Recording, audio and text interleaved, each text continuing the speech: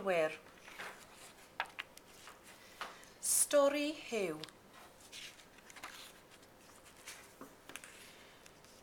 Dyma Huw John. Mae Huw yn 5 oed. Dyma Nia John, mam Huw. Mae hi'n 27 oed. Mae Huw a Nia'n byw yn heol yr ysgol, Aberdâr.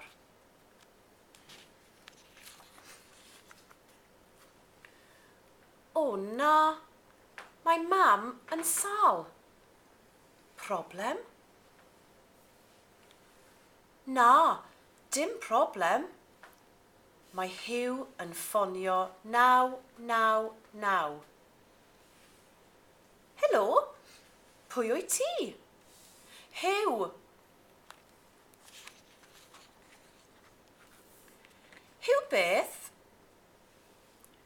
Huw John. Mae mam yn sâl. Ble wyt ti?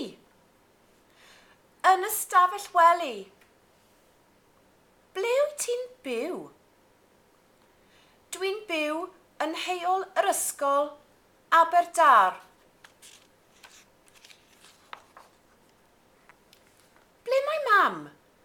Ydy mam yn ystafell wely? Nac ydy. Mae mam yn y lolfa. Mae hi'n sâl.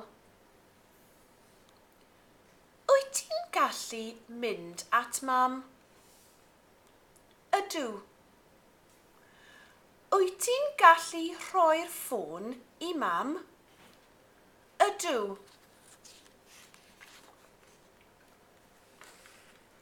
Mae Huw yn mynd ar ffôn at mam.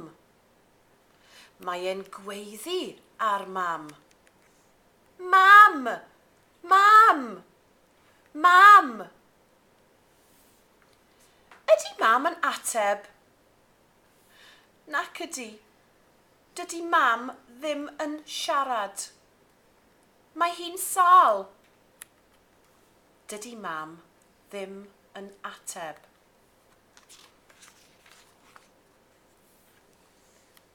Yna, mae mam Gi yn dod i'r tŷ. Helo, Huw. Beth sy'n bod? Mae mam yn sâl. Dwi wedi ffonio ambiwlans. Da iawn, Huw. Rwyt ti'n ddewr iawn.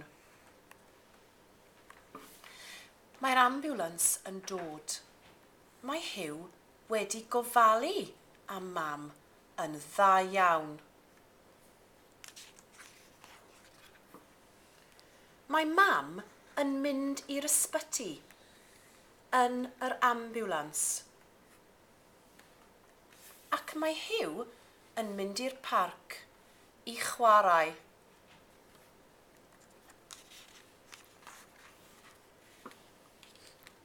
Dyma Huw a'r paramedics. Mae e'n cael gwobr. Mae e'n cael model o ambiwlans. Da iawn, Huw. Rwyt ti'n glyfar iawn. Da iawn. Rwyt ti'n ddewr iawn, Huw. Mae Huw wedi bod yn ddewr iawn.